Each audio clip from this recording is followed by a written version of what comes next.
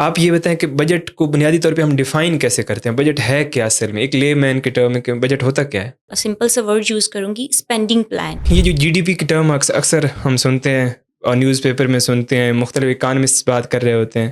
جی D پی ذرا ہم explain کریں آسان لفظوں میں کہ جی ڈی پی ہے کیا؟ کتنی پروڈکٹس مینوفیکچر کر رہے ہیں اور کتنی سروسز دے رہے ہیں، تو وہ سروسز اور جو پروڈکٹس کا کمبینیشن ہے وہ جی ڈی پی ہے. جی این پی ایک ملک کے شہری چاہے وہ جس بھی ملک میں ہے، ٹھیک ہے، وہ ان کی کلیکٹیو پیداوار جو ہے وہ جی این پی ہے. جی. تو آپ کے خیال میں یہ جو سرکولر ڈیٹ ہے یہ کیا ہوتا ہے پاکستان کے کنٹیکسٹ میں؟ سرکولر ڈیٹ ایک لے مین لینگویج میں ہم کہتے ہیں کہ قرضوں کی گردش. ایسے کون کون سے انوویٹیو سولوشنز ہیں جو آپ کے ذہن میں ہے کہ پاکستان اس طریقے سے ریونیو جنریٹ کر سکتا ہے؟ میں تو کہتی ہوں کہ آنے والا ایسا ٹائم ہونا چاہیے کہ روبوٹس بنا دینے چاہیے، جو بندہ ٹیکس نہیں دے رہا پھر وہ روبوٹس اس کو خود اپنے طریقے سے ہینڈل کر لیں.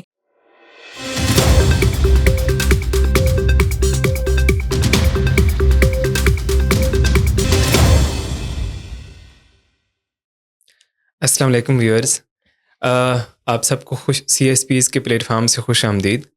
آج کی ہماری اس پوڈ کاسٹ کا مین مقصد ہے کہ آج کل بہت زیادہ ڈبیٹ چل رہی ہے پاکستان کے مختلف سرکلز میں کہ یہ جو ابھی بجٹ ہماری وفاقی حکومت نے پیش کیا ہے، اس کے اوپر مختلف سیکشنز کی جانب سے تنقید ہو رہی ہے. اس بجٹ میں موجود بہت زیادہ ٹیکسز جنہوں نے کہتے ہیں کہ غریب آدمی کی کمر توڑ کے رکھ دی ہے. اوور آل جو وفاقی حکومت نے مختلف قسم کے انیشیٹوز لینے کا سوچا ہے اس بجٹ میں، کیا ہماری حکومت کے پاس اس حد تک فسکل سپیس ہے یا اتنا پیسہ ہے کہ وہ اپنے وعدے پورے کر سکے گی، یا ابھی پاکستان کے کرنٹ اکنامک سچویشنز کو دیکھتے ہوئے کیا واقعی یہ بجٹ ایک ایسا بجٹ ہے جو کہ عام آدمی کا بجٹ ہے، یا پہلے کی طرح ہمیشہ کی طرح اسٹارٹنگ فرام 1950 ٹل آنورڈز یہ بجٹ بھی ایلیٹ کا بجٹ ہے؟ تو اصل والی جو ہماری آج کے ڈسکشن کا بنیادی مقصد ہوگا وہ 2-3 قسم کے ہیں. سب سے پہلے تو ہم اکنامکس کی مختلف ٹرمنالوجیز کو، جو کہ سی ایس ایس کے اسٹوڈنٹس کے لیے بنیادی مسئلہ ہوتا ہے کہ ہمیں اس اسٹیج پہ اکنامکس کے مختلف ٹرمز کا آئیڈیا نہیں ہوتا کہ اس کا مطلب کیا ہے، فسکل ڈیفسٹ کیا ہے، کرنٹ اکاؤنٹ ڈیفسٹ کیا ہے، even debt to G D P ratio یا tax to G D P ratio, یہ چیزیں ہیں کیا. یہ والے ہم کویسچنس کو ایڈریس کریں گے، اور ساتھ ساتھ ہم موجودہ اس بجٹ کا پروسیس کیا تھا، اس بجٹ کے اندر لوپ ہولز کون کون سے ہیں، اس بجٹ کے اندر پازیٹیوٹیز کون کون سی ہیں، یعنی اس بجٹ کی تمام ہم ڈائمینشنز کو ڈسکس کریں گے. اور اوور آل بھی یہ جو اکانومی آف پاکستان ہے، جیسے پاکستان افیئر کا ایک بہت کی کمپوننٹ ہے سی ایس ایس اور پی ایم ایس میں، پاکستان کی اکانومی ایون ایسے کے حوالے سے بہت زیادہ امپورٹنٹ ہے. کرنٹ افیئرس کے حوالے سے ابھی تو کرنٹ ساری ڈبیٹ ہی اراؤنڈ، جیسے وہ کارل مارکس کہتا ہے نا کہ اینڈ آل ہر چیز کا اکنامکس کیا، تو بالکل ویسے ہی ہماری آج کی اس نشست کا بنیادی مقصد یہی ہے کہ ہم بجٹ کے مد نظر رکھتے ہوئے بجٹ 2024 کو پاکستان کی معیشت کے ڈفرینٹ اسپیکٹس کو دیکھیں، اور اسپیشلی جو ہماری اس پوڈ کاسٹ کا جو آخری حصہ ہوگا وہ ہوگا کہ ہم پاکستان کی اکانومی کے ڈفرینٹ سیکٹرز کو بہتر کیسے کر سکتے ہیں. تو آج ہمارے ساتھ اس ایک کمپلیکیٹڈ سے موضوع پہ بات کرنے کے لیے موجود ہیں میڈم اقرا. السلام علیکم میم. جی وعلیکم السلام sir. Ma'am Pakistan institute of public finance accountants کی ممبر ہیں. میم آپ کیسی ہیں؟ جی الحمدللہ میں ٹھیک ہوں، آپ کیسے ہیں؟ الحمدللہ بالکل ٹھیک. اچھا یہ بتائیں، بجٹ بنیادی طور پہ تو ایک بڑا خشک سا موضوع سمجھا جاتا ہے، لیکن ہم کوشش کریں گے کہ ایٹ لیسٹ اس میں تھوڑے سے انٹرسٹ پیدا کریں مختلف ٹرکس کے ذریعے. آپ یہ بتائیں کہ بجٹ کو بنیادی طور پہ ہم ڈیفائن کیسے کرتے ہیں؟ بجٹ ہے کیا اصل میں؟ ایک لے مین کے ٹرم میں بجٹ ہوتا کیا ہے؟ بسم اللہ الرحمن الرحیم. سب سے پہلے تو میں بجٹ کو ڈیفائن کرتے ہوئے ایک سمپل سا ورڈ یوز کروں گی، spending plan. Budget is actually a spending plan, اور وہ بیس کرتا ہے ایکسپینسز کے اوپر اور انکم کے اوپر. اگر میں بہت ہی زیادہ لے مین لینگویج میں بجٹ کو ڈیفائن کروں تو بجٹ ایکچولی ایک ہمارا ایسٹیمیٹ ہوتا ہے کہ ہم نے پیسے کہاں سے کمانے اور پھر ان کو کیسے خرچ کرنا ہے. تو یہ ایک بجٹ ہے. فار سپوز میں ایک ایگزامپل دیتی ہوں کہ like there is a 2 husband and wives, اور وہ گھر کا بجٹ بناتے ہیں، اور وہ لائک منتھ کے اسٹارٹ میں وہ کہہ دیتے ہیں کہ ہماری انکم اتنی ہے. وہ کیلکولیٹ کرتے ہیں ٹوٹل انکم دونوں ایک دوسرے کی، اور دین وہ اماؤنٹ ایک جو ہے وہ سائڈ پہ رکھ دیتے ہیں کہ ہم نے اتنے ایکسپینسز کرنے ہیں اور اتنی انکم ہم نے سیو کرنی ہے، اور یہاں سے ہماری انکم جنریٹ ہے. تو یہ تو ایک گھر کا بجٹ ہو گیا. لیکن اگر ہم نیشنل بجٹ کی بات کریں تو نیشنل بجٹ جو ہوتا ہے وہ اسی طرح ملک کے کہاں سے انکم جنریٹ ہم نے کرنی ہے، اور پھر ایکسپینسز کہاں اسی پیسے کو ہم نے خرچ کرنا ہے. تو یہ ایک بجٹ کی ڈیفینیشن ہے لے مین لینگویج میں. ویری گڈ، آپ نے بڑے اچھے سے ایکسپلین کیا بجٹ کو. اچھا ویسے بجٹ کا ایک کمپلیکیٹڈ سا پروسیس بھی ہوتا ہے جو سننے میں آتا ہے، ہمارے جو لے مین ہے وہ تو اس کو شاید پورا سمجھنا ہے کہ ایک بجٹ پاس کیسے ہوتا ہے، یہ چونکہ ایک کمپلیکیٹڈ سا پروسیس ہے. تو آپ ذرا ہمیں سمپل آسان لفظوں میں سمجھائیں کہ بجٹ میکنگ کا پروسیس ہوتا کیا ہے پاکستان میں. ایکچولی جو پاکستان کا بجٹ میکنگ پروسیس ہے وہ ساری ہماری منسٹریز، ہماری سول سرونٹس ہیں اور ہماری ٹریڈ یونینس ہیں، یہ سب مل کر بجٹ کا انیشیٹو لیتی ہیں. لائک ان کی مشاورت سے بجٹ بنتا ہے. تو سب سے پہلے تو کیا ہوتا ہے کہ ہر سال کے جو نومبر ہمارا منتھ ہوتا ہے، اکتوبر نومبر کے اینڈ پر ایک سرکولر کال ایشو کیا جاتا ہے اور ساری منسٹریز کو وہ سرکولر کال ایشو کر دیا جاتا ہے کہ اپنے اپنے بجٹ کی تیاری کر لیں آپ. دین ساری منسٹریز جو ہوتی ہیں وہ بجٹ تیار کر لیتی ہیں. بجٹ تیار کرنے کے بعد وہ ہماری یعنی ہر منسٹری ایجوکیشن منسٹری اپنا ایک خاص پلان بنائے گی کہ مجھے اتنے پیسوں کی ضرورت ہے. ڈیفینس منسٹری اپنا ایک پلان بنائے گی. تو سارے منسٹریز اپنے علیحدہ علیحدہ پلانس بنائیں گی. جی اوکے. تو ساری منسٹریز جب اپنا بجٹ بنا لیتی ہیں دین وہ وزیر جو ہمارے ہے منسٹری آف فائنینس، اس کو وہ بجٹ جو ہے وہ بھیج دیا جاتا ہے. دین منسٹری آف فائنینس ایک مسودہ بنا کر ہماری وفاقی کابینہ کو بھیج دیتی ہے بجٹ کا. اب جو وفاقی کابینہ ہے وہ اس بجٹ میں چینجز کر سکتی ہے، اس میں ترمیم لے کر آ سکتی ہے. وہ چاہے تو پوائنٹس کٹ بھی کر سکتی ہے، ایڈ کر سکتی ہے، ڈفرینٹ سیکشنز اس میں مزید وہ اوپر نیچے کر لیتی ہے. دین جب بجٹ اس بجٹ میں یہاں پر میں ایک بات ایڈ کرنا چاہوں گی کہ بجٹ میں اپوزیشن کا بہت بڑا رول ہوتا ہے. تو اپوزیشن کے جیسے فار سپوز قومی اسمبلی میں 172 جو ارکان ہیں ان کا بجٹ کا اپروول ان کے لیے بہت ضروری ہوتا ہے کہ وہ بجٹ کو اپروو کریں، ان کی رضامندی شامل ہوتی ہے. تو جب وفاقی کابینہ بجٹ بنا لیتی ہے، اس میں ترمیم جو بھی چینجز ہوتی ہے کر لیتی ہے، دین وہ قومی اسمبلی میں پیش کیا جاتا ہے. قومی اسمبلی میں بجٹ پیش ہونے کے بعد ایک کاپی جو ہوتی ہے وہ سینٹ کو بھیج دی جاتی ہے. اب سینٹ جو ہوتا ہے وہ سینٹ بھی اپنی مشاورت جو ہوتی ہے وہ بجٹ کے اندر ایڈ کروا سکتی ہے کہ اس میں یہ چینجز آنی چاہیے، یہ چیزیں کٹ کر دینی چاہیے، یہ چیزیں ایڈ کر دینی چاہیے. بٹ جو حکومت ہوتی ہے وہ سینٹ کے لیے لائبل نہیں ہوتی یا وہ پابند نہیں ہوتی کہ سینٹ کے بتائے ہوئے مشاورت جو ہے یا مشورے ہیں وہ اس بجٹ میں ایڈ کریں. یعنی نیشنل اسمبلی اس چیز پہ اس پہ کمپلشن نہیں ہے کہ وہ لازمی سینٹ کی دی سجیشن کو ایکسیپٹ کرے. نیشنل اسمبلی کا بجٹ میں زیادہ اختیار ہے. تو منی بلز جو ہوتے ہیں ہمارے آئین پاکستان کے آرٹیکل 73 کے مطابق وہ پھر نیشنل اسمبلی کا پریروگیٹو ہے. دین جب بجٹ اپروو ہو جاتا ہے نیشنل اسمبلی کے سے تو وہ پھر صدر کے پاس چلا جاتا ہے اور صدر 10 days کے اندر اندر بجٹ کو سائن کروا کے امپلیمنٹ کروا دیتا ہے، جو کہ ہر سال کے 1 جولائی کو امپلیمنٹ کیا جاتا ہے پاکستان میں. Okay, very good. اچھا، ایک ٹرم ہم اکثر سنتے ہوتے ہیں، ویسے یہ جو فسکل ایئر جس کو اسپیشلی یہ جو کامن لسنر ہے اس کو سمجھائیں کہ فسکل ایئر ہوتا کیا اور یہ کب شروع ہوتا ہے. Fiscal year is actually period of 12 months. تو جو پاکستان میں لائک ڈفرینٹ کنٹریز کے ڈفرینٹ فسکل ایئرز بھی ہوتے ہیں، لائک ڈفرینٹ بزنسز کے ڈفرینٹ فسکل ایئرز ہوتے ہیں. تو لائک جیسے پاکستان میں ہے تو ہمارا 12 months کا ایک پیریڈ ہے فرام 1 جولائی تھرو 30 جون. تو ان 12 months کے اندر رہتے ہوئے ہم نے اپنے ایکسپینڈیچرز کو بھی دیکھنا ہوتا ہے اور اپنی انکم کو بھی دیکھنا ہوتا ہے. تو اس ایک سال کے لیے، ایک مدت کے لیے جو ہم پلان بناتے ہیں یا وہ ہمارا جو 12 months کا پیریڈ ہوتا ہے اس کو ہم فسکل ایئر کہا جاتا ہے. اس کو ہم کہتے ہیں کہ یہ this is the fiscal year for 2024. Very good. یعنی فسکل ایئر ایک مالی سال ہے جو کہ پاکستان کا 1 جولائی سے لے کر 31 جون تک چلتا ہے. اچھا، اس کے علاوہ یہ جو جی ڈی پی کی ٹرم اکثر ہم سنتے ہیں اور نیوز پیپر میں سنتے ہیں، مختلف اکانومسٹ بات کر رہے ہوتے ہیں. جی ڈی پی ذرا ہم ایکسپلین کریں آسان لفظوں میں کہ جی ڈی پی ہے کیا. G D P stand for gross domestic product. اور جی ڈی پی جو ہوتا ہے وہ کسی بھی ایک ٹیریٹری کے اندر رہ کر اس ملک کے باشندے کتنی پروڈکٹس مینوفیکچر کر رہے ہیں اور کتنی سروسز دے رہے ہیں. تو وہ سروسز اور جو پروڈکٹس کا کمبینیشن ہے وہ جی ڈی پی ہے. ٹھیک ہے. اسی کے ساتھ ہی میں ایک ٹرم ایڈ کرنا چاہتی ہوں جس کو ہم جی این پی کہتے ہیں، جس کو ہم کہتے ہیں گراس نیشنل پروڈکٹ. تو گراس نیشنل پروڈکٹ اس طرح سے ہوتا ہے کہ آپ کے جو پاکستان کے باشندے ملک سے باہر کام کر رہے ہیں اور وہ پھر ملک میں بھی پیسہ بھیج رہے ہیں تو ان کی انکم کو بھی ایڈ ہم کرتے ہیں. تو دین وہ ہمارا گراس نیشنل پروڈکٹ بنتا ہے. جی ڈی پی میں ان کی انکم انکلوڈ نہیں ہوتی, وہ ود ان ٹیریٹری ہوتا ہے. لیکن جی این پی میں ہماری جو جتنے بھی لوگ ہیں جو کسی بھی ملک لائک دنیا میں کسی بھی کونے میں بیٹھے کما رہے ہیں پیسے, تو ان کا بھی جتنی انکم ہوگی وہ ہم انکلوڈ کریں گے, تو then it is called gross national product. یعنی جی ڈی پی اور جی این پی کے درمیان ایک سمپل سا ڈفرینس ہے کہ جی ڈی پی ایک ملک کے باشندے جو اس ملک کے بارڈرز کے اندر جو چیزیں کما رہے ہیں, جو پیسہ کماتے ہیں ایک سال کے اندر, وہ ہے.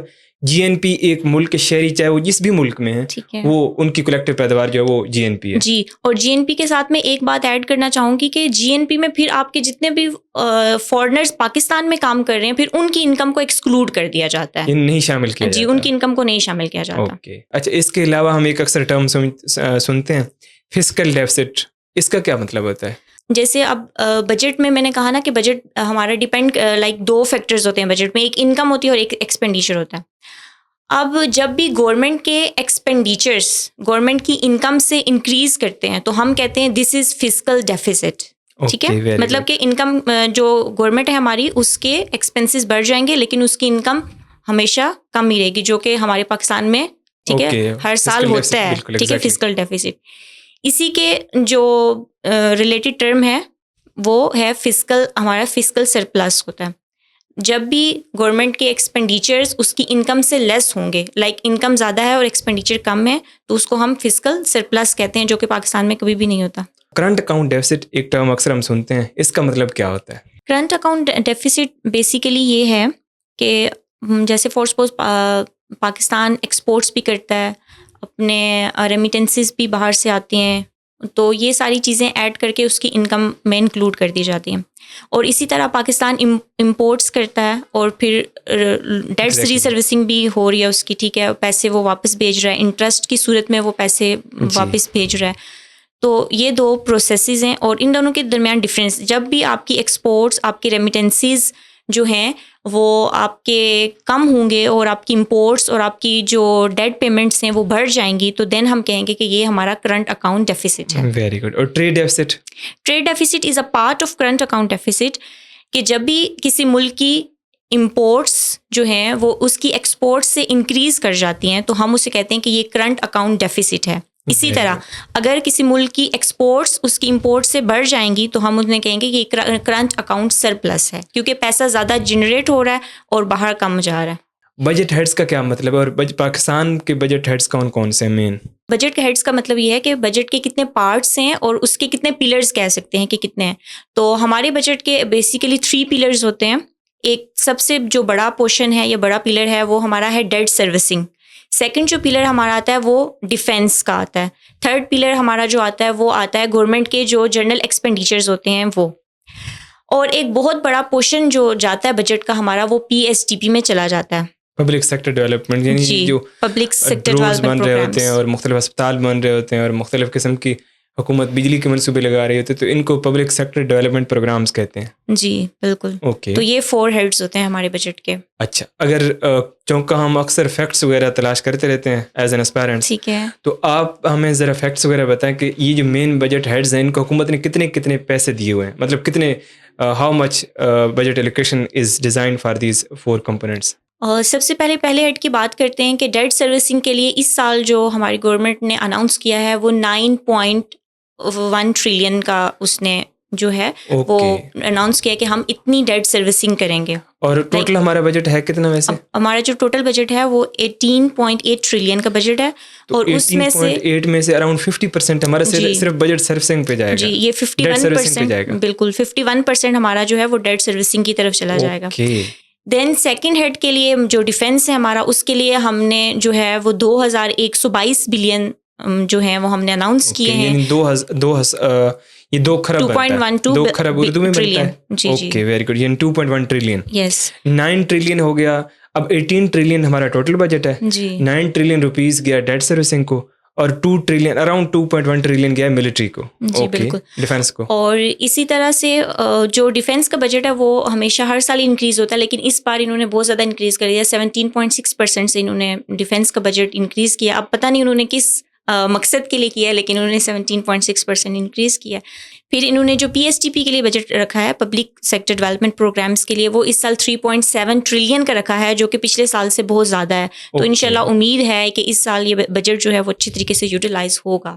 ویری گڈ، آپ نے بڑے اچھے سے ایکسپلین کیا ہے۔ پاکستان میں یعنی 3 بجٹ ہیڈز ہیں، سب سے زیادہ جو جاتا ہے وہ ڈیٹ سروسنگ کو جاتا ہے۔ اب ذرا پاکستان کی اکانومی کی صورتحال دیکھ لیں کہ ہمارا تقریباً آدھا بجٹ شروع میں بناتے وقت ہی اس وقت چلا جاتا ہے کہ ہم نے بیرونی قرضوں کی مد میں چلا جاتا ہے۔ میں یہاں ایک بات ایڈ کرنا چاہوں گی کہ اورنگزیب صاحب کے ورڈز ہیں جو انہوں نے ابھی فائنانس منسٹر اورنگزیب صاحب ہیں، ان کے ورڈز ہیں کہ we have to develop a capacity to pay the debt, ٹھیک ہے۔ بٹ میں یہاں ایک بات ایڈ کرنا چاہوں گی کہ لائک ہمیں اپنی کیپیسٹی اس طرح سے ڈیولپ نہیں کرنی کہ ہم ڈیٹ کو پے کریں۔ ان کی جو کوٹیشن ہے میں اس کو ریفریز کرنا چاہوں گی کہ we have to develop a capacity of generating income, کہ ہم انکم کو کیسے جنریٹ کریں، ہم کیپیسٹی بڑھائیں کہ ہماری انکم اس طرح سے جنریٹ ہوں گی، and then we will able to pay the debt, ٹھیک ہے۔ تو ہمیں اپنی انکم کو جنریشن پہ زیادہ فوکس کرنا چاہیے، بجائے اس کے کہ ہم یہ کہیں کہ ہم نے ڈیٹ کس طرح سے پے کرنا ہے۔ یعنی ہمیں ایک کمپلیٹ اپنی اپروچ میں کمپلیٹ ری اورینٹیشن کی ضرورت ہے، ایسا ہی ہے، تاکہ ہمارا ٹارگیٹ ریونیو جنریشن ہو، نہ کہ ڈیٹ سروسنگ ہو۔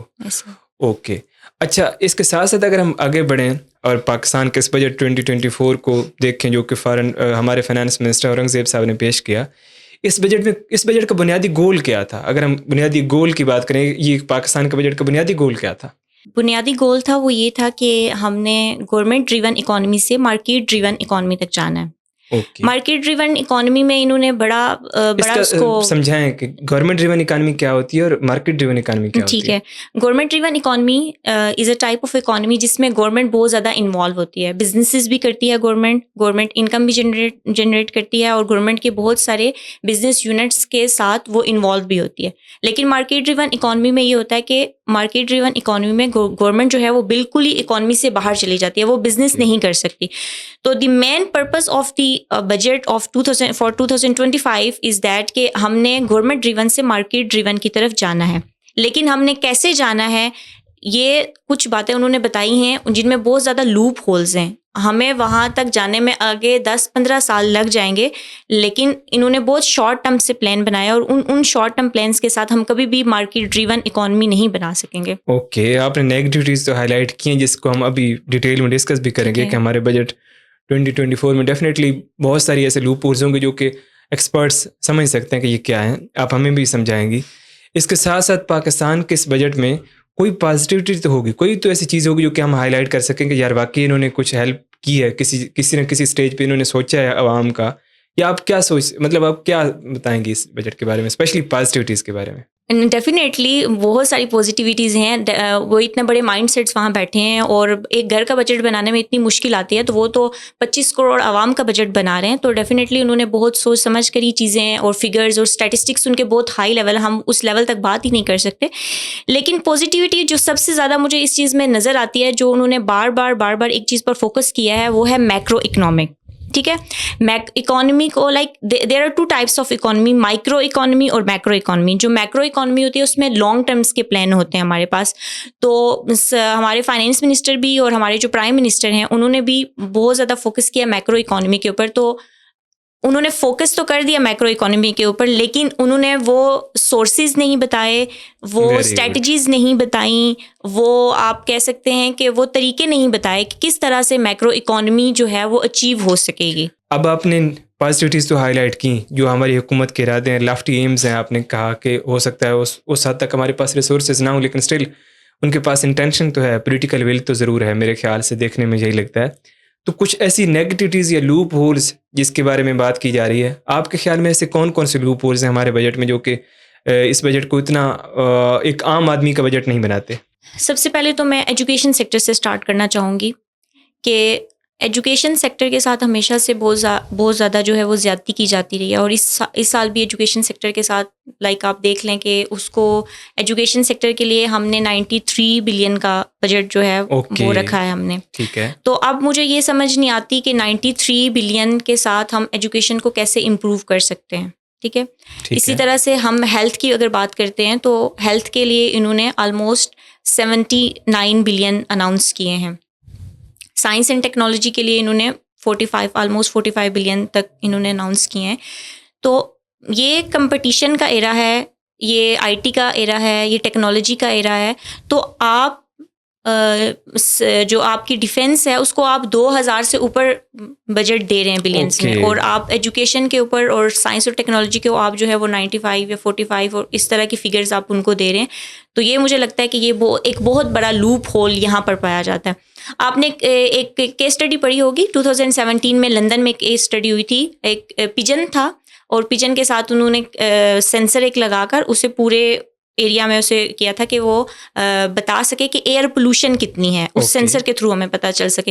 تو آپ دیکھیں کہ لندن نے 2017 میں ٹیکنالوجی کے تھرو ایئر پولوشن کو آئیڈینٹیفائی کیا تھا کہ اس ایریا میں ایئر پولوشن کتنی زیادہ ہے. اور ہم آج 2024 میں بیٹھ کر اپنے آئی ٹی سیکٹر کے لیے کتنا بجٹ دے رہے ہیں, ہمارا آئی ٹی سیکٹر کہاں سے کہاں جا رہا ہے. تو میں نے جب بجٹ کو بہت ڈیٹیل میں اور اس طرح سے اسٹڈی کرنا شروع کیا تو مجھے پتہ چلا کہ ہم لوگوں نے بجائے اس کے کہ ہم آئی ٹی کے سیکٹر کو اوپر لے کر جائیں, ہم نے 5 سے 10% اپنے ہارڈ ویئرس کے اوپر, ہارڈ ویئر ایکسپورٹس کرنے کے اوپر ہم نے جو ہے وہ ٹیکس لگا دیا. تو آپ سوچیں کہ پاکستان از اے ڈیولپنگ کنٹری اور پاکستان کے لیے بہت بڑی بات ہے کہ وہ ہارڈ ویئر ایکسپورٹس کر رہا ہے. ٹھیک ہے, تو آپ ہارڈ ویئر ایکسپورٹس کرنے کے اوپر بجائے اس کے کہ آپ آئی ٹی جو آپ کا آئی ٹی سیکٹر ہے اس کو آپ انسینٹیوز دیں, آپ اس کو سبسڈیز دیں, آپ اس کو ٹیکس ریلیف دیں. میں تو کہتی ہوں کہ آئی ٹی سیکٹر کو بالکل ٹیکس گیپ دے دینا چاہیے, اس کو ٹیکس کا نام اس کی طرف لگانا ہی نہیں چاہیے. کیونکہ یہ ایرا آپ کا یہ نہیں ہے کہ فوجی آپ کے بارڈر پر کھڑے ہیں اور آپ جو ہیں وہ بندوقیں اٹھا کر لڑیں گے. یہ ایرا ہے ٹیکنالوجی کا, لوگ روبوٹس بنا رہے ہیں, لوگوں کو بڑی بڑی توپیں چلانے کی ضرورت نہیں ہے جنگ کرنے کے لیے. لوگ روبوٹکس کے تھرو, سائبر اٹیکس کے تھرو جو ہے وہ جنگیں کر رہے ہیں. تو ہم لوگ کہاں کھڑے ہیں؟ ہم آئی ٹی ہم لاہور میں آئی ٹی سٹیز تو بنا رہے ہیں. آئی ٹی سٹیز بنانے سے کیا ہوگا؟ مطلب انڈائریکٹلی جو ہے وہ آپ ریئل اسٹیٹ سیکٹر کو ہی پروموٹ کر رہے ہو. ٹھیک ہے, کان کو ادھر سے پکڑیں یا ادھر سے پکڑیں, بات تو ایک ہی ہے. آپ جو ہے وہ آئی ٹی کے نام پر ریئل اسٹیٹ سیکٹر کو پروموٹ کر رہے ہیں کہ آپ نے آئی ٹی سٹی بنا. آپ آئی ٹی سٹی نہ بنائیں, آپ آئی ٹی انسٹیٹیوٹس بنائیں, آپ آئی ٹی کے ڈپارٹمنٹس کو انہانس کریں, آپ آئی ٹی کے مزید آئی ٹی منسٹریز آپ انٹروڈیوس کروائیں. پروونشل لیول پہ آئی ٹی منسٹریز الگ ہونی چاہیے, آپ کی فیڈرل لیول پہ جو آئی ٹی منسٹریز ہیں یا آئی ٹی اتھارٹیز ہیں وہ الگ ہونی چاہیے. تب جا کر ہم ایک آئی ٹی ڈریون یا ایک مارکیٹ ڈریون اکانومی چلا سکیں گے. اچھا پوائنٹ ہائی لائٹ کیا. اگر ہم پاکستان میں مختلف ایجوکیشنل انسٹیٹیوٹس میں ہم دیکھیں, ایون یونیورسٹی سے لے کر کالجز اور سکولس تک, جو sorry state of affairs especially when it comes to computer labs, آپ ذرا دیکھیں ہماری حکومت کی مین ترجیح لگتے نہیں ہے کہ آئی ٹی ہے. بالکل. اچھا دنیا اگر آپ دیکھیں, پاکستان کی جو آئی ٹی ایکسپورٹس ہیں وہ around it has been hovering around 2 to 3 billion. لیکن اگر انڈیا کو آپ دیکھیں تو اس کی آئی ٹی ایکسپورٹس $150 بلین کے مار کو چھو رہی ہیں. بالکل. اگر 2022 کے کچھ فیکٹ سے کہ جو سعودی مین کمپنی ان کی پبلک سیکٹر کمپنی ارماکو, جو آئل کمپنی ہے ان کی, اس کا جو سالانہ منافع تھا دیٹ واز اراؤنڈ $150 بلین. تو اسی سال جو انڈیا کی آئی ٹی ایکسپورٹس تھیں وہ $150 بلین تھیں. تو انڈیا نے یہی آئی ٹی کو تو ہی پریورٹائز کر کے کہاں تک اپنی معیشت کو پہنچا دیا, اور ہم جسٹ $2 سے $3 بلین پہ خوش ہو رہے ہوتے ہیں. جیسے دیکھیں پاکستان میں آپ نے ڈیفینیٹلی بالکل صحیح بات کی کہ اگر ہم بجٹ میں آئی ٹی کو بڑھائیں اور اسپیشلی آئی ٹی سٹیز کی بجائے, جیسے سٹیز وہ آپ نے اس کو ریئل اسٹیٹ مارکیٹ کے ساتھ کر دیا کلب کہ وہ ایکچولی ریئل اسٹیٹ پروجیکٹ ہے, نہ کہ حکومت کا کوئی آئی ٹی کے اوپر توجہ ہے. حکومت اگر آئی ٹی کو ایکسپینڈ کر سکے, اور اسپیشلی ابھی آپ ذرا دیکھیں پاکستان فری لانسنگ میں دنیا میں 4تھے نمبر پہ ہے. تو اگر ہم اپنے یوتھ کو آئی ٹی کی طرف لائیں, سکلز ان کو دیں, ان کو پراپر انفراسٹرکچر دیں, انٹرنیٹ کی فیسلٹی دیں, تو ہم یہاں سے $1 بلین کما سکتے ہیں. جو ابھی ہم آئی ایم ایف سے $1 بلین کے لیے کیا کر رہے ہوتے ہیں, اگر ہمیں $1 بلین آئی ٹی سے ملیں, وہ بھی ہمیں جابز بھی مل رہے ہوں, لوگوں کی اپ اسکلنگ بھی ہو رہی ہو, اسٹینڈرڈ آف لیونگ بھی بڑھ رہا ہو, باہر ایکسپورٹس بھی ہم بھیج رہے ہوں, ملک کا امیج بھی بہتر ہو رہا ہو. تو سب سے بڑی تو ہماری یہ چیز ہونی ہے. اگر ہم اپنی پرائرٹی سیٹ کر سکیں آئی ٹی کے حوالے سے, میرا خیال ہے یہ بہت زبردست جائے گی. ایسا ہی ہے. میں آپ کو سر ایک بات بتاؤں, جب بھی میری کسی فری لانسر سے, کیونکہ میری کمیونٹی میں بہت زیادہ فری لانسر پائے جاتے ہیں, تو میری جب بھی کسی فری لانسر سے بات ہوتی ہے تو وہ کہتا ہے کہ جو کام ہم $100 میں کرتے ہیں نا, وہ بنگلہ دیش اور انڈیا کے لوگ $30 میں, $40 میں کر رہے ہوتے ہیں. کیونکہ ادھر کا بچہ آئی ٹی میں اتنا زیادہ انوالو ہے, اور لائک آپ دیکھیں کہ ایک اگر 14 سال کا بچہ $30 کما رہا ہے یا $40 ایک کام کے لے رہا ہے تو وہ تو وہ تو خوش ہوگا کہ ہاں میں یہ کام کر رہا ہوں. تو وہ آپ دیکھیں کہ کتنا زیادہ گیپ ہے. جو کام ہم $100 میں کریں ادھر کا بچہ بنگلہ دیش کا اور انڈیا کا بچہ وہ $40 میں کر کے دے رہا ہے. تو اٹ مینس کہ ان کے پاس اتنی زیادہ اسکلز ہیں ادھر کہ وہ اپنے لیے خود انکم جنریٹ کر سکتے ہیں. وہ چاہے تھوڑی کر رہے ہیں لیکن وہ اپنے لیے انکم جنریٹ کر رہے ہیں. ایسا ہی ہے. یہ سکل والی لیول کو آپ نے ڈفرینٹ اچھے طریقے سے ایکسپلین بھی کیا. سکل کا جو فرق ہے اس کے ایک اور بھی ہمارے پاس ایک میئرمنٹ ہے. وہ یہ کہ اگر آپ مڈل ایسٹرن کنٹریز میں جو پاکستانی امپلائڈ ہیں وہاں پہ ہمارے اوورسیز پاکستانیز ایون ان کی تعداد شاید انڈین سے زیادہ ہو سعودی عربیہ میں یا یو اے ای میں, لیکن ہمارے اوور آل ٹوٹل جو ریمیٹنسز ہیں ان کا حجم جسٹ $30 بلین ہے, اراؤنڈ $30 بلین.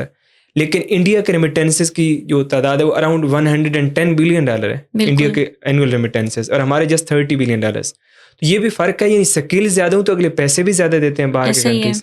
ابھی بھی پاکستانی باہر اسی لیے بھی موو ہو رہے ہیں. ون آف دا ریزنز یہ بھی ہے کہ یہاں پہ کوئی ویسے ان کو اپرچونیٹیز ملتی بھی نہیں ہیں, پھر باہر چلے جاتے ہیں. اراؤنڈ 8 لاکھ لوگ پاکستان کے گئے باہر چلے گئے 2022 میں. سملرلی بالکل ابھی گیلپ کا سروے ہے جس میں مور دین 90% آف دا پاکستانیز چاہ رہے ہیں کہ ہم باہر جائیں. تو یہ بھی ایک ملک میں جب آپ لوگوں کو اسٹینڈرڈ آف لیونگ امپروو کرنے کے لیے مختلف قسم کے اچھے انسینٹیوز نہیں دیں گے تو لوگ ڈیفینیٹلی باہر موو کریں گے. بالکل ایسا ہی ہے سر. آپ نے گورنمنٹ میں 4 ملین بندہ انیفیشینٹ بٹھایا ہوا ہے, لیکن آپ کا 15 لاکھ IT پروفیشنل ملک سے باہر آؤٹ فلو ہو رہا ہے اس کا, لیکن آپ کو فرق نہیں پڑ رہا. بٹ آپ اپنے 4 ملین جو آپ کا انیفیشینٹ بندہ گورنمنٹ کے اندر بیٹھا ہوا ہے, آپ اس کی ڈاؤن سائزنگ کرنے کے بجائے آپ اس کو کبھی آپ 16% لگا دیتے ہیں کہ آپ کی جو ہے سیلری وہ 16% انکریز ہو گئی ہے, کبھی آپ 25% کا انکریز دے دیتے ہیں. تو میں مطلب اپنی ایک یہاں پر چیز بہت دل سے دکھی دل سے میں ایڈ کرنا چاہوں گی کہ ہم تب تک جو ہے وہ ایک اچھی اکانومی نہیں بن سکتے. ہم بار بار مارکیٹ ڈریون کی اکانومی کی بات کرتے ہیں. ہماری اکانومی IT کے بغیر چل ہی نہیں سکتی.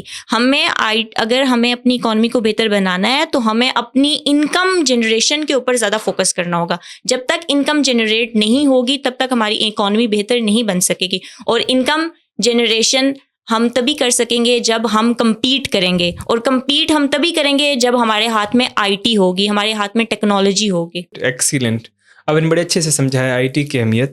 ویسے پاکستان میں چونکہ ریونیو جنریشن ایک اصل پرابلم ہی پاکستان کا یہی ہے کہ پاکستان کے پاس نہ اتنی فسکل سپیس ہے کہ وہ ہیومن ڈیولپمنٹ کے پروگرام شروع کر سکے. اوپر سے فسکل سپیس ہمارے پاس یہ بھی نہیں ہے کہ ہم اپنے بیرونی قرضے وغیرہ دے سکیں, کیونکہ پاکستان کا اراؤنڈ $140 بلین ہیں فارن ڈیٹ میں. تو پاکستان کو انکم جنریشن کے لیے آپ کے خیال میں کون کون سے ایسے اسٹیپس ہیں جو کہ تھوڑے سے انوویٹیو ہوں, کہ کون کون سے پاکستان اسٹیپس لے تو ریونیو ہمارا انہینس کر سکتا ہے پاکستان؟ ٹھیک ہے, دیکھیں سب سے پہلے تو ایک میں سجیشن یہاں پر ایڈ کرنا چاہوں گی کہ جو بہت ہی زیادہ ہائی لائٹڈ سجیشن ہوگی اس پوڈ کاسٹ کی, وہ یہ ہے کہ ہم نے اگر ہم ٹیکس کی فور سپوز بات کریں, صرف ٹیکس ریونیو کی, جس کا ہم نے ٹارگیٹ رکھا ہے 13 ٹریلین, کہ ہم نے 13 ٹریلین جو کہ لاسٹ ایئر بھی ہم نے رکھا تھا اور ہم نے اچیو نہیں کیا تھا. ہم نے لاسٹ ایئر بھی ٹیکس ریونیو ہم نے جنریٹ تو کیا تھا, لیکن جتنا ٹارگیٹ تھا وہ اچیو نہیں کر سکے تھے ہم. 13 ٹریلین کا اگر ہم نے ٹارگیٹ رکھا ہے تو سب سے پہلی جو سجیشن میری ہوگی نا کہ ہم اس 13 ٹریلین کو کس طرح سے ہم لوگ جو ہے وہ اچیو کریں. دیکھیں ہمارے پاس نا بہت زیادہ چھوٹی سی اتھارٹیز بنی ہوئی ہیں. فار سپوز اگر ایک بندہ ہے وہ انکم ٹیکس علیحدہ سے جمع کروا رہا ہے, پراپرٹی ٹیکس علیحدہ سے جمع کر رہا ہے, وہیکل ٹیکس وہ علیحدہ سے جمع کروا رہا ہے. تو یہ جب اتھارٹیز ان کے چھوٹے سے اسٹیپس انوالو ہوتے ہیں نا بیچ میں, تو ایک عام بندہ ہے اس کو پتہ ہی نہیں ہوتا کہ وہ کہاں جائے اور کہاں ٹیکس جمع کروائے. ٹھیک ہے, تو جو پہلی سجیشن ہے وہ یہ ہونی چاہیے کہ پلیز خدا را اپنا اتھارٹی ایک رکھیں.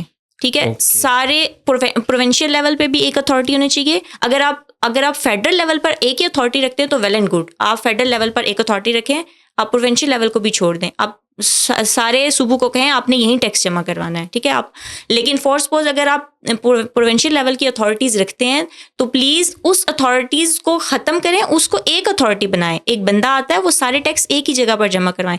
دیکھیں جب ڈفرینٹ اتھارٹیز ہوتی ہیں تو ہر ٹرانزیکشن کی کاسٹ علیحدہ سے ہوتی ہے. ٹھیک ہے, تو اتنا تو ٹیکس اکٹھا نہیں ہوتا جتنی ہماری ٹرانزیکشن کی کاسٹ آ جاتی ہے. پھر ہم نے ہر اتھارٹی کے لیے علیحدہ علیحدہ بندہ رکھا ہوا ہے, پھر اس کی سیلریز بھی ہم نے دینی ہے, اس کی پینشنز بھی دینی ہے, اس کو میڈیکل فیسلٹیز بھی دینی ہے, اس کو پیٹرول بھی دینا ہے, اس کو گاڑی بھی دینی ہے, اس کو گھر بھی دینا ہے. تو یہ سارے ایکسپینسز ہمارے کٹ ڈاؤن ہوں گے جب ہماری ایک سنگل اتھارٹی ہوگی. تو ٹھیک ہے, ٹیکس کلیکشن کے لیے جو ریونیو جنریشن ہے نا, ٹیکس کلیکشن کی بات نہ کریں آپ, صرف ریونیو جنریشن جو حکومت کا ہے اور ایکسپینڈیچرز کم ہو سکتے ہیں کہ پلیز ایک اتھارٹی آپ بنائیں اپنی.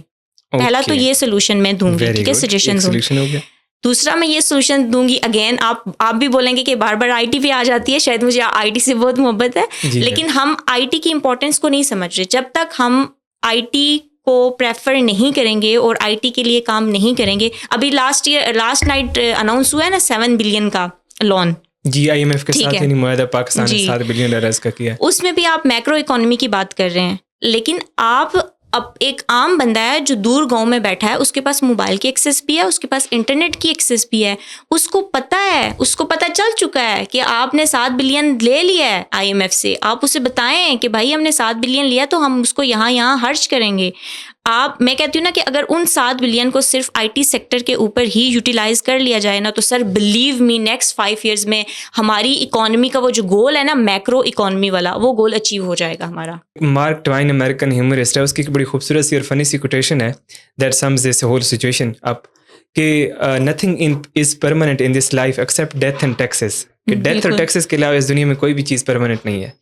اچھا ذرا میں آپ سے ایسے پوچھوں کہ ڈائریکٹ ٹیکسز اور انڈائریکٹ ٹیکسز ہوتے کیا ہے, ان کے درمیان بنیادی فرق کیا ہے, اور ان کی مثال بھی دیں, یعنی ہمیں ایک لے مین کی لینگویج میں سمجھائیں کہ ڈائریکٹ اور انڈائریکٹ ٹیکس ہوتے کیا ہے. ڈائریکٹ ٹیکس جو بیسیکل ہوتی ہے وہ انکم کے اوپر لگایا جاتا ہے. جو ڈائریکٹ گورنمنٹ کلیکٹ کر رہی ہوتی ہے وہ ڈائریکٹ ٹیکس ہے. آپ کی کوئی بھی انکم ہے, فار سپوز جو آپ کی سیلری ہے, آپ جیسے ہم کہتے ہیں نا کہ بجٹ نے کہا کہ جو ہمارا بیسک ویج ہے وہ 37,000 ہے, لیکن 50,000 سے ابو جو ہے وہ ہمارا ٹیکس دے گا. تو وہ جو انکم کے اوپر یا اس کی بیسک سیلری کے اوپر ٹیکس ہے جو گورنمنٹ ڈائریکٹ کلیکٹ کر رہی ہوگی, اس کو ہم کہیں گے ڈائریکٹ ٹیکس.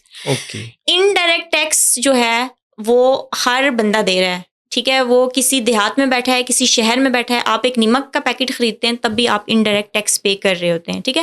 تو انڈائریکٹ ٹیکس جو ہمارا جی ایس ٹی ہوتا ہے, گراس سیلز ٹیکس جو ہوتا ہے ہمارا, اس کو ہم انڈائریکٹ ٹیکس کہتے ہیں, جو کہ گڈس اور پروڈکٹس کے اوپر اور سروسز کے اوپر, سپلائز کے اوپر لگایا جاتا ہے, دیٹ از انڈائریکٹ ٹیکس. اور جو انکم کے اوپر لگایا جاتا ہے وہ ڈائریکٹ ٹیکس ہوتا ہے ہمارا.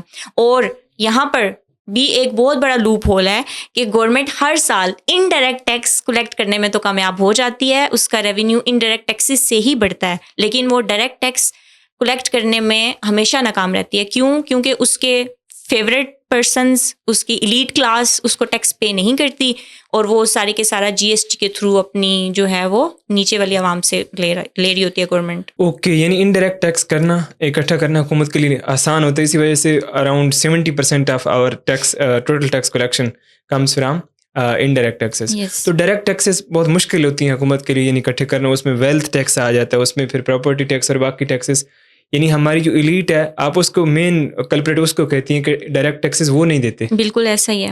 اچھا, اس کے لیے اور کوئی سجیشن آپ ہمیں بتائیں. ٹیکس ایک ہو گیا ریونیو جنریشن کے بارے میں, اس کے ساتھ ساتھ آپ کے خیال میں ایکسپورٹس کو کیسے بہتر کیا جا سکتا ہے؟ اگر ایکسپورٹ سیکٹر پاکستان اپنا اٹھا لے جس میں مین ایگریکلچر بھی ہے, آئی ٹی بھی ہے, حکومت کون کون سے اسٹیپس لے سکتی ہے جس کی بنیاد پہ ہم اپنا ایکسپورٹ سیکٹر کو بہتر کر سکیں؟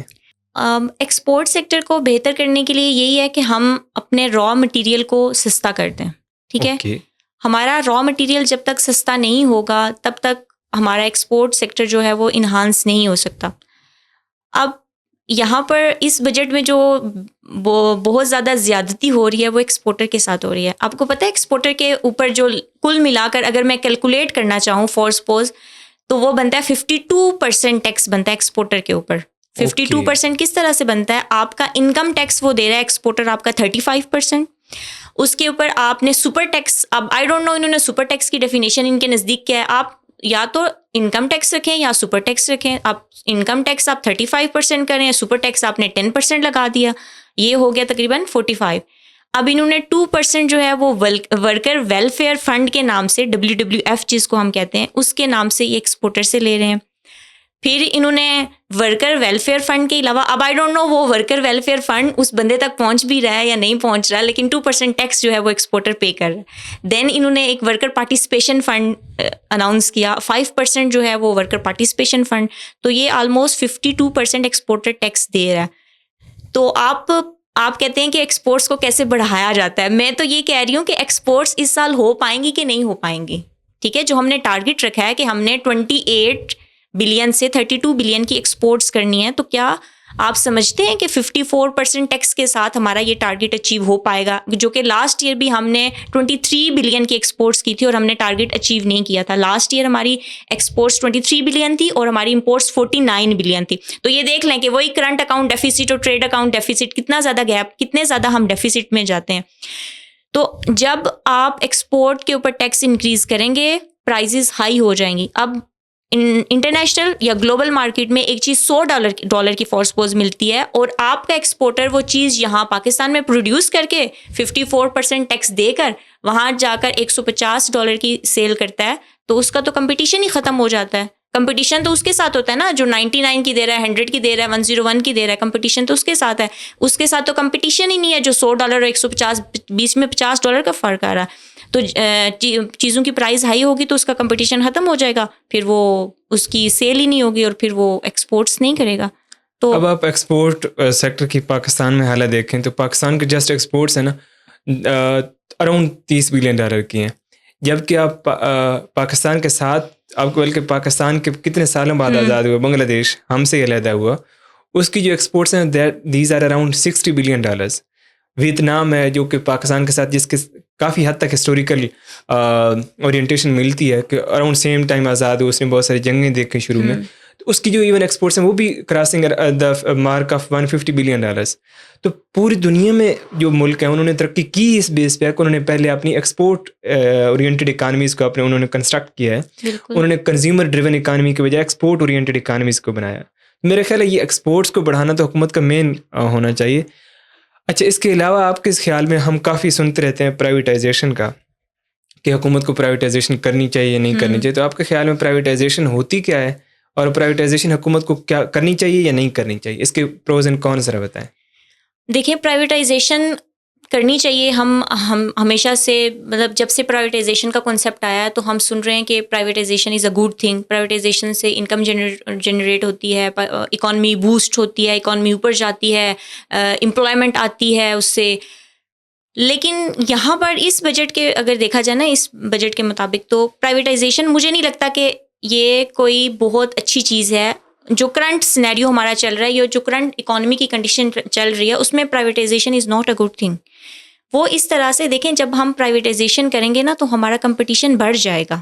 ٹھیک ہے, اور آپ کو پتہ ہے کہ جب کمپٹیشن بڑھتا ہے تو پرائزز ہائی ہو جاتی ہیں. پرائیویٹائزیشن سے کمپٹیشن کیسے بڑھے گا؟ دیکھیں, کمپٹیشن اس طرح سے بڑھے گا نا, فار سپوز اگر ایئر بلو والے پی آئی کو خرید لیتے ہیں, فار سپوز میں کر رہی ہوں, ایئر بلو والے پی آئی اے کو خرید لیتے ہیں, تو وہ اپنے مطابق ہی پرائزز سیٹ کریں گے یا نہیں؟ اپنے مطابق کریں گے. ایئر بلو کی پرائزز ہائی ہیں پی آئی اے سے, بالکل ہائی ہیں, تو وہ اپنے مطابق پرائزز ہائی کریں گے, تو جو عام آدمی ہے پھر مارا جائے گا پرائیویٹائزیشن کی زد میں. یہ مناپلی کریٹ ہو جائے گی نا. مناپلی ہوتا ہے کہ مطلب ایک گروپ آف پرسنز مل کر طے کر لیں کہ ہم نے اس بات سے نہیں ہٹنا, اس چیز کی پرائز اتنی ہے تو اس کو اتنا ہی رہنا ہے, اس کو یہاں سے نہیں ہٹنا. تو پرائیویٹائزیشن جو کرنٹ سینیریو, میں بالکل بھی پرائیویٹائزیشن کو برا نہیں کہہ رہی, لیکن جو کرنٹ سینیریو چل رہا ہے پاکستان کے اندر, اس میں پرائیویٹائزیشن کرنے سے مناپلی کریٹ ہوگی, پرائزز بڑھیں گی, اور پھر عام آدمی جو ہے وہ مارا جائے گا. تو یہ جو ادارے ہمارے اوپر بوجھ بن رہے ہیں, اسٹیل مل ہو گیا, ریلوے ہو گیا, پی ٹی وی ہو گیا, ریڈیو پاکستان ہو گیا, یا باقی سارے ادارے, اسپیشلی یہ جو پی آئی اے اور جیسے آپ نے جن کا نام لیا, تو یہ تو already they are causing trillions of rupees loss annually. تو یہ زیادہ نقصان نہیں ہے آپ کے خیال میں؟ ایک ورڈ ہوتا ہے آؤٹ سورس کرنا, ٹھیک ہے, تو مجھے ایسا لگتا ہے کہ آپ بجائے اس کے کہ پورے ڈپارٹمنٹس ختم کر دیں, سیل کر دیں, ان کو پرائیویٹ کر دیں, تو آپ جو سیکٹر ہے ایک اسپیسیفکلی, اس سیکٹر کا جو اسپیسیفک ڈپارٹمنٹ ہے جو لاس میں جا رہا ہے, آپ اس کو آؤٹ سورس کر دیں. آؤٹ سورسنگ یہ ہوتا ہے کہ آپ کسی تھرڈ پارٹی سے وہ کام کروا رہے ہوتے ہیں, ٹھیک ہے. تھرڈ پارٹی جب کام, اور تھرڈ پارٹی بھی ایفیشینٹ ہونی چاہیے. اب ایسا نہیں ہے کہ آپ پی آئی اے کا کام جو ہے پی آئی اے جیسی کسی کمپنی سے ہی کروا رہے ہوں, تو آپ پی آئی کا جو لاس, جو ڈپارٹمنٹ اس کا لاس میں زیادہ جا رہا ہے, اس کو آپ آؤٹ سورس کر دیں, ٹھیک ہے.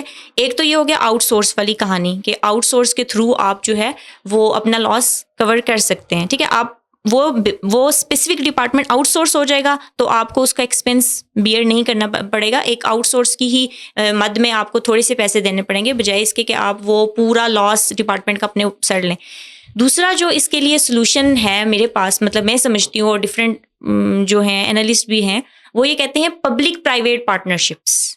آپ ان سیکٹرز میں پبلک پرائیویٹ پارٹنرشپس لے کر آئیں. آپ پرائیویٹ لوگوں کا پیسہ بھی ادھر ڈالیں اور آپ اپنا پیسہ بھی, حکومت اپنا پیسہ بھی ادھر لگائے ان ڈپارٹمنٹس کو یا ان سیکٹرز کو انہانس کرنے میں. تو یہ پبلک پرائیویٹ پارٹنرشپس اور آؤٹ سورسنگ جو ہیں دو سلوشنز ہیں جس سے ہم اپنے سیکٹرز کو بہتر بنا سکتے ہیں بجائے اس کے کہ ہم پورے اٹھا کر سیل کر دیں. سیل کرنا از ناٹ اے سولوشن. آپ نے بڑا خوبصورتی سے سمجھایا. یا پرائیویٹائز کرنا is not a solution. Fully privatize نہ کریں لیکن آپ اس کو آؤٹ سورس کر دیں. اچھا, اسی کے ساتھ ہی ہم اکثر جب بھی بجٹ کی ڈبیٹ ہوتی ہے تو پاکستان میں آئی ایم ایف کا نام تو لازمی لیا جاتا ہے. اسپیشلی ریسنٹلی ابھی آئی ایم ایف نے پاکستان کے لیے اراؤنڈ $7 بلین کے لون کی منظوری بھی دی ہے. تو آئی ایم ایف کا بجٹ میں کس حد تک رول ہوتا ہے پاکستان کے بجٹ میں؟ کسی حد تک تو ہمیں یہ لالی پاپ دیا جاتا ہے کہ آئی ایم ایف کا رول ہے بجٹ. ٹھیک ہے, آئی ایم ایف کا رول ہے, بہت زیادہ رول ہے آئی ایم ایف کا, لیکن آئی ایم ایف آپ کو یہ نہیں کہتا کہ آپ جو ہے وہ سیلریڈ کلاس کے اوپر ٹیکس لگا دیں اور اپنی لیڈ کلاس کو چھوڑ دیں. ٹھیک ہے. آپ کو پتہ ہے ہمارا جو تھا, جو لاسٹ ایئر تک جو رول تھا ہمارا بنا ہوا تھا, وہ تھا ہمارا جو ریئل اسٹیٹ کا سیکٹر ہے. اگر 6 سال تک آپ کی پراپرٹی آپ کے پاس رہتی ہے نا اور آپ اس کو 6 سال کے بعد سیل کرتے ہیں تو آپ کو پتہ ہے کہ آپ 0% ٹیکس دیتے ہیں اس کے اوپر. 6 سال تک ایک پراپرٹی, آپ خود سوچیں 6 سال تک ایک پراپرٹی آپ کے پاس رہتی ہے, اگر وہ 2 کروڑ کی ہے تو 6 سال کے بعد وہ 4 کروڑ کی, 3.5 کی ہو جائے گی. ٹھیک ہے. تو آپ کہہ رہے ہیں کہ 6 سال کے بعد آپ پراپرٹی سیل کریں تو آپ کوئی ٹیکس نہ دیں. یہ ایک بہت بڑا ایک فلا تھا جو کہ خیر اس سال انہوں نے ختم کر دیا. اس سال انہوں نے کہا کہ آپ 6 سال تک کی اگر پراپرٹی آپ ریٹین کرتے ہیں تو آپ کو اس کے اوپر 45% جو ہے وہ ٹیکس دینا پڑے گا. تو آئی ایم ایف تو آپ کو یہ تجویز نہیں کرتا. ٹھیک ہے. آئی ایم ایف آپ کو یہ نہیں کہتا کہ آپ اپنے جو آپ کا ورکر ہے اس کا ویج 37,000 رکھیں. ٹھیک ہے. آئی ایم ایف آپ کو بالکل, آئی ایم ایف نے آپ کو کب کہا ہے کہ آپ آئی ٹی سیکٹر میں کام نہ کریں؟ آئی ایم ایف نے آپ کو کب کہا ہے کہ آپ ہیلتھ میں 79 جو ہے وہ بلین دیں؟ اور آپ آئی ایم ایف کبھی بھی نہیں چاہے گا کہ آپ اپنی ڈیفینس کو اسٹرانگ کریں اور اس کو 2122 بلین بجٹ دے دیں. ٹھیک ہے. تو آئی ایم ایف کہتا ہے, آئی ایم ایف اس لیے کہتا ہے کیونکہ I M F like definitely وہ آپ کے پاس سولوشنس لے کر آتا ہے, آپ کے پاس سجیشنس لے کر آتا ہے کہ آپ یہاں پر چینج لے کر آئیں, آپ شارٹ ٹرم پالیسیز لائک بنائیں اور آپ ان کو جو ہے وہ امپلیمنٹ بھی کروائیں. لیکن پھر بھی مجھے ایسا لگتا ہے کہ شارٹ ٹرم پالیسیز بنانا از اوور آن ڈیسیژن. ہم شارٹ ٹرم پالیسیز خود بناتے ہیں, ہم لانگ ٹرم پالیسیز جب تک نہیں بنائیں گے تب تک ہمارا آئی ایم ایف سے چھٹکارا نہیں حاصل ہو سکتا. اب میں آپ کو ایک بڑے مزے کی بات بتاتی ہوں کہ شہباز شریف نے قومی اسمبلی میں کھڑے ہیں اور وہ کہتے ہیں کہ یہ بجٹ جو ہے وہ آئی ایم ایف کی مرضی سے بنایا گیا اور اس بجٹ میں آئی ایم ایف کی جو مشاورت ہے اس کو ایڈ کرنا ضروری تھا. لیکن خیر کوئی بات نہیں, میں کوئی پری میچور بات نہیں کرنا چاہتا. بھائی آپ وہی تو پری میچور بات ہم نے سننی ہے, آپ وہ بتائیں ہمیں کہ آئی ایم ایف کی مشاورت کیوں ضروری تھی. وہ جو آپ کا ورڈ تھا نا, آپ رک گئے تھے کہ آپ نے پری میچور بات میں نہیں کرنا چاہتا. ہم نے وہی پری میچور بات سننی تھی اور آپ نے وہی ہم عوام کو بتانی تھی. ٹھیک ہے. میں سمجھ سکتی ہوں کہ what is that premature بات, آپ سمجھ سکتے ہیں what is that premature بات کہ وہ کیا ہو سکتی ہے. کیونکہ آپ کا اکانومی کے ساتھ لینا دینا ہے, آپ روز اخبار پڑھتے ہیں, آپ نیوز سنتے ہیں, لیکن ایک دور گاؤں میں بیٹھا جو کہ آپ کا اجلاس سن رہا ہے, آپ کی تقریر سن رہا ہے, اس کو نہیں پتہ پری میچور بات کیا ہے. تو آپ اس کو بتائیں کہ ہاں یہ پری میچور بات تھی. تو ان کنکلوژن کہ آئی ایم ایف کا رول ہوتا ہے, لیکن آئی ایم ایف کا رول اتنا زیادہ نہیں ہوتا جتنا ہمیں بتایا جاتا ہے کہ آئی ایم ایف بار بار ریپیٹ کیا جاتا ہے. آپ کی اسی آرگومنٹ کو سپورٹ کرنے کے لیے میں نے خود جو اسپیشلی ہمارے دیکھنے والے بچے ہیں ان کے لیے میری یہ ریکمنڈیشن ہوگی کہ ایک ڈاکٹر فاروق سلیم پاکستان کے مشہور اکانومسٹ ہیں اور دا نیوز اخبار میں لکھتے ہیں, اور ان کے کالم کی خوبصورتی یہ ہوتی ہے کہ وہ انتہائی سادہ لفظوں میں ایک بہت کمپلیکس چیز کو بیان کر دیتے ہیں. فیکٹس بھی ہوتے ہیں, ان کے لفظ بڑے آسان سادہ ہوتے ہیں, اور چھوٹے چھوٹے ان کے کالمز ہوتے ہیں, اور ہر سنڈے کو لکھتے ہیں. تو ان کا ایک کالم تھا جو میں نے پڑھا اور مجھے واقعی فیل ہوا کہ how great an economist he is. ان کے کالم ہے blame the I M F, blame the I M F. تو اس میں ایگزیکٹلی وہ یہ کہتے ہیں کہ آئی ایم ایف نے کوئی ہمارے اوپر پستول ہمارے اوپر رکھ کے انہوں نے ہمیں کہا ہے کہ آپ یہ والے ریفارمز کریں اور یہ نہ کریں. وہ یہ کہتے تھے کہ ہم نے یہ اپنا وتیرہ بنا لیا کہ ہم اپنی جو ہماری اپنے ڈومیسٹک فلاز ہیں ہم ان کے لیے بھی آئی ایم ایف کو بلیم کر دیتے ہیں. اس کے ساتھ ساتھ اگر ہم ویسے پاکستان کی اکانومی کو جس طریقے سے ڈسکس کر رہے ہیں تو آپ کے خیال میں یہ جو سرکولر ڈیٹ ہے یہ کیا ہوتا ہے پاکستان کے کنٹیکس میں, وچ از ہورنگ اراؤنڈ 2.6 ٹریلین, 2.6 ٹریلین. جو بچے سن رہے ہوں گے وہ ضرور اس فیکٹ کو اپنے پاس نوٹ ڈاؤن کر لیں گے. تو یہ سرکولر ڈیٹ ہوتا کیا ہے اصل میں؟ سرکولر ڈیٹ ایک لے مین لینگویج میں ہم کہتے ہیں کہ قرضوں کی گردش یا گردشی قرضے, جی گردشی قرضے جس کو ہم کہتے ہیں. تو دیکھیں جو سرکولر ڈیٹ کا جو اسپیسیفک جو لنک کیا جاتا ہے وہ انرجی سیکٹر کے ساتھ لنک کیا جاتا ہے اس کو, ٹھیک ہے. اس میں آپ یہ دیکھیں کہ اسٹیٹ اون کمپنیز ہوتی ہیں. پاکستان جو الیکٹریسٹی پروڈیوس کرتا ہے وہ آئل کی وجہ سے کرتا ہے, آئل بیس ہے وہ الیکٹریسٹی, اس کی انرجی سیکٹر سارا آئل بیسڈ ہے ہمارا.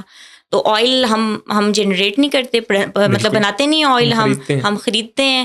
تو آپ دیکھیں اسٹیٹ اون کمپنی فورسپو جیسے ہم کہتے ہیں پاکستان اسٹیٹ آئل جیسے ہے ہماری کمپنی, تو وہ باہر کے ملکوں سے لیتی ہے, تیل خریدتی ہے. اور وہ تیل بھی پھر ہم ڈیفرڈ پیمنٹس کے اوپر تیل خریدتے ہیں نا, کہ ہم نے فیوچر میں پیمنٹس کرنی ہے, اور پھر پتہ نہیں ہم کرتے بھی ہیں کہ نہیں.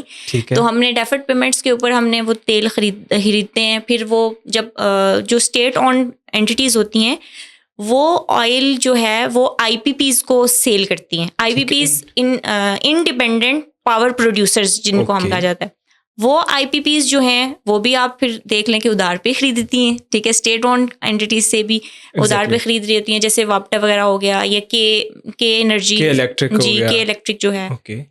اسی طرح پھر آئی پی پیز جو ہیں وہ پاور سپلائی کرتے ہیں ہمارے ڈیسکوز کو, ٹھیک ہے, جو ڈسٹریبیوٹرز ہوتے ہیں ہمارے, ٹھیک ہے. اب ڈسٹریبیوٹرز بھی آپ دیکھیں کہ وہ کس سے خرید رہے ہیں, آئی پی پیز, وہ بھی ادھار پہ ہی خرید رہے ہوتے ہیں, ٹھیک ہے. اب انرجی آتے آتے ٹرانسفر ہوتے ہوتے کنزیومر اس پر آتی ہے, جب ڈسکوز پہ آتی ہے تو ڈسٹریبیوٹرز پر جاتی ہے, ڈسٹریبیوٹر کے بعد وہ جو ہے وہ مین کنزیومر تک جاتی ہے. اب کنزیومر ہمارا کون ہے, ہم, ٹھیک ہے. اور ہم بل کب دیتے ہیں, مہینے کے بعد, ٹھیک ہے. تو ہم مطلب بل مہینے کے بعد دیتے ہیں. پہلے ہم بجلی یوز کرتے ہیں, استعمال کر لیتے ہیں, اس کے بعد ہم بل دیتے ہیں, تو ہم لائبل ہو جاتے ہیں ٹو پے دیٹ بل, ٹھیک ہے. تو یہ مطلب ایک سرکل چلا آ رہا ہے, تو اس وجہ سے اس کو کہا جاتا ہے سرکل. اور ہر چیز, ہر ٹرانزیکشن کس پہ ہو رہی ہے, ادھار پہ ہو رہی ہے. تو ہم کیونکہ ہم بھی بل پہلے استعمال کریں نا, پھر بعد میں پے کرتے ہیں مہینے کی 8 یا 10 تاریخ کو, یہ بھی ادھار ہی ہوتا ہے. تو اس وجہ سے ہم اس کو سرکولر ڈیٹ کہتے ہیں. تو وہ جو قرضے پہنچتے, وہ انرجی جو ہماری انرجی ہے وہ پاور یا سپلائی کہہ سکتے ہیں, وہ پہنچتے اینڈ کنزیومر تک, وہ انفراسٹرکچر کی وجہ سے یا بہت ساری اور چیزوں کی وجہ سے, لاسز کی وجہ سے وہ لاس ہو جاتی ہے. اور وہ اس طرح کی جو ڈیسکوز ہیں ہمارے, وہ مین کنزیومر سے وہ اماؤنٹ ریکور نہیں کر پاتے, اتنی اماؤنٹ ریکور نہیں کر پاتے. پھر ڈیسکوز اماؤنٹ نہیں ریکور کر پاتے تو وہ آئی پی پیز کو نہیں دے پاتے. پھر آئی پی پیز جب ڈیسکوز سے ریکور نہیں کر پاتی تو پھر آئی پی پیز والے اسٹیٹ اون اینٹیز کو نہیں دے پاتے. جب اسٹیٹ اون اینٹیز کے پاس پیسے نہیں آئیں گے, کیش انفلو نہیں آئے گا, تو پھر وہ ہمارے فورن جو کمپنی سے خریدا ہوتا ہے انہوں نے آئل, وہ پے نہیں کر سکتے. تو اس لیے حکومت کو جو ہے وہ پے کرنا پڑتا ہے, یہ ان کا ڈیٹ بھی حکومت کو پے کرنا پڑتا ہے, ٹھیک ہے. تو یہاں پر ایک چیز سولوشن اس کا جو میرے مائنڈ میں ابھی آیا, ابھی آپ نے کوشچن کیا تو پنچ کیا, اگر ہم ان انرجی سیکٹر کے اوپر سے سبسڈیز ہٹا دینا تو آپ یقین مانیں یہ اتنے ایفیشینٹ ہو جائیں گے نا, ان کو اپنا مفاد نظر آئے گا. ابھی تو ان کو پتہ ہے سبسڈیز بھی مل رہی ہیں, ہمارے قرضے بھی حکومت ادا کر رہی ہے, تو بس ٹھیک ہے, اللہ خیر صلی اللہ. یا جب تک ان کے اوپر سے سبسڈیز نہیں ہٹائی جائیں گی نا, تب تک یہ کام نہیں کریں گے ٹھیک سے. تو یہ مطلب یہ سرکولر ڈیٹ تھا پورا ہماری بہت زیادہ ڈبیٹ ہوتی ہے, اور اکثر نیوز پیپر میں بھی ہم پڑھتے ہیں, اور بچے ایسے میں بھی لکھ رہے ہوتے ہیں, اور ان کو پتہ نہیں ہوتا کہ سرکولر ڈیٹ بیسیکلی ہے کیا, لیکن یہ سرکولر ڈیٹ ہوتا ہے ہمارا. پاکستان کے ویسے انرجی سیکٹر میں سرکولر ڈیٹ کے والے سے جیسے میم نے بات کی, تو جو ڈسٹریبیوشن کی وجہ سے جو لاس ہوتا ہے دیٹ از اراؤنڈ 17%, یعنی ہماری 17% بجلی ضائع ہوتی ہے ڈسٹریبیوشن کے وقت. ہماری ٹرانسمیشن لائنس بہت پرانی ہیں. حکومت کو کئی مرتبہ یہ سجیشن دی جاتی ہے کہ ایٹ لیسٹ ڈسکوز کو یہ مجبور کرے کہ ٹرانسمیشن لائنس تو اپنی اپ گریڈ کریں. اچھا, اس کے ساتھ ہی اگر ہم ویسے دیکھیں تو پاکستان میں ریونیو جنریشن کا بہت بڑا مسئلہ ہے, جیسے ہم پہلے بھی اس پہ ہم نے بات کی. تو ایسے کون کون سے انوویٹیو سولوشنز ہیں جو آپ کے ذہن میں ہے کہ پاکستان اس طریقے سے ریونیو جنریٹ کر سکتا ہے؟ سب سے پہلے تو میں آؤں گی کہ ای ٹیکسنگ کے اوپر. آپ کا ٹیکس کا سسٹم اتنا ایفیشینٹ ہونا چاہیے نا کہ کوئی بندہ جو ہے نا اسپیشلی ڈائریکٹ ٹیکس والے وہ تو بالکل جو ہے نا وہ ہاتھ سے جانا ہی نہیں چاہیے. ای ٹیکسنگ ہونی چاہیے آپ, یعنی الیکٹرانک ٹیکس. جی الیکٹرانک ٹیکس زیادہ آئی ٹی کی ہو, آئی ٹی بالکل آئی ٹی کو انوالو آپ کریں. میں تو کہتی ہوں کہ آنے والا ایسا ٹائم ہونا چاہیے کہ روبوٹس بنا دینے چاہیے. جو بندہ ٹیکس نہیں دے رہا پھر وہ روبوٹس اس کو خود اپنے طریقے سے ہینڈل کر لیں. یہ ایک ہے یہ ٹیکس ہم اس میں بہتری لا سکتے ہیں, یا ٹیکس ریونیو اس طرح سے جنریٹ ہم کر سکتے ہیں. اور دوسرا دیکھیں ہمارے جتنے بھی ہمارے ملٹری آفیسرس ہیں یا ہمارے سول آفیسرس ہیں یا ہمارے بزنس ٹائکونز ہیں, یا ہمارے جتنے بھی منسٹرز وغیرہ ہوتے ہیں جو گورنمنٹ کے لوگ ہوتے ہیں, ان کے پاس گلوبل ایسیٹس بھی ہوتے ہیں. ٹھیک ہے, گلوبل ایسیٹس بھی ایک چیز ہوتی ہے, مطلب کہ آپ دنیا کے کسی بھی کونے میں آپ کا کوئی ایسیٹ پڑا ہے, کوئی بلڈنگ پڑی ہے, کوئی گھر پڑا ہے, کوئی گاڑی ہے, کچھ بھی ہے. تو ہماری حکومت کا جو سب سے بڑا فلا ہے, ہم گلوبل ایسیٹس کے اوپر کبھی ہم نے بات ہی نہیں کی. ٹھیک ہے, پہلے ہمارا ایک رول ہوتا تھا ٹیکس کا, جو کہ 2003 میں شوکت عزیز صاحب جب فائنانس منسٹر بنے تھے تو انہوں نے وہ اس کو ہٹا دیا تھا کہ گلوبل ٹیکس جو گلوبل ایسیٹس ہیں ان کے اوپر ٹیکس نہیں لگنی چاہیے یا ان کو بیچ میں نہیں لانا چاہیے. تو خیر یہ بہت لمبی ڈبیٹ ہے. تو گلوبل جو ایسیٹس ہیں ان کو ہمیں مد نظر رکھنا چاہیے کہ گلوبل ایسیٹس کے اوپر بھی کوئی ایسی ڈیوٹی یا کوئی ایسے ٹیرفس امپلیمنٹ کر دینی چاہیے کہ ہم ایک رینج بنا لیں, ایک تھریش ہولڈ بنا لیں کہ اتنے سے اتنے تک گلوبل ایسیٹ ہوگا تو اتنا آپ کو ڈیوٹی یا چارج ہوگی یا ٹیکس چارج ہوگا, یا کچھ بھی نام دے دیں آپ اس کو, کوئی بھی ٹیرف کا نام دے دیں, اتنا آپ کو اتنے سے اتنے گلوبل ایسیٹ ہوگا تو آپ کو اتنا چارج ہوگا. ایٹ لیسٹ اس پہ چیک اینڈ بیلنس تو رکھیں نا آپ, پھر دیکھیں آپ کا ریونیو کیسے جنریٹ نہیں ہوتا. ٹھیک ہے. دوسرا یہ کہ ہم نے ایگریکلچر کا ایک بہت 15 ایکڑ تک کے فارمر کو ہم کہتے ہیں چھوٹا فارمر. ٹھیک ہے, 15 ایکڑ تک کے فارمر ہمارا چھوٹا فارمر ہے, لیکن آپ یہ دیکھیں کہ وہ 15 ایکڑ والا فارمر پور نہیں ہے آپ کا. ٹھیک ہے, ایگزیکٹلی وہ 15 ایکڑ والا فارمر پور نہیں ہے. آپ اس پہ ٹیکس عائد کریں. ایگریکلچر کو امپروو نہیں جب تک کریں گے تب تک اکانومی نہیں اٹھے گی. ٹھیک ہے, تو ایگریکلچر کے اوپر ٹیکس آپ لگائیں, ریونیو وہاں سے جنریٹ. آپ کو پتہ ہے ہم 200 بلین ایگریکلچر سے ٹیکس جنریٹ کر سکتے ہیں, اراؤنڈ 200 بلین. جی روپیز. جی بالکل ایسا ہی ہے. ٹھیک ہے. اب وہ ہمارے ہاں بہت زیادہ ایک سگریٹ, ہمارے جو سگریٹ کی سیکٹر کہہ سکتے ہیں, سگریٹ کی اسمگلنگ بہت زیادہ ہوتی ہے.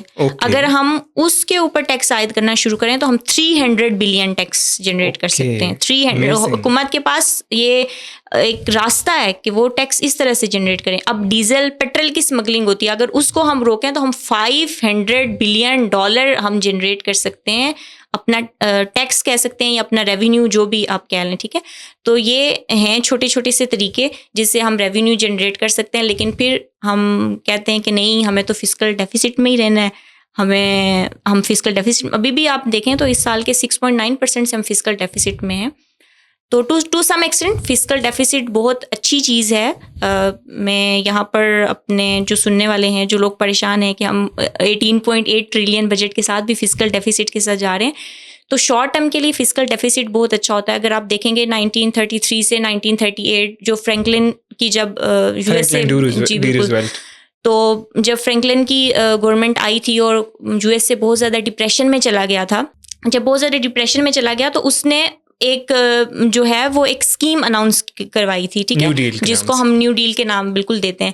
تو وہ نیو ڈیل میں کیا تھا, وہ ریفارمز لے کر آیا تھا, چھوٹے چھوٹے سیکٹرز میں ریفارم لایا تھا, اس نے سوشل کانٹریکٹس بنائے تھے, سوشل ریفارمز لے کر آیا تھا.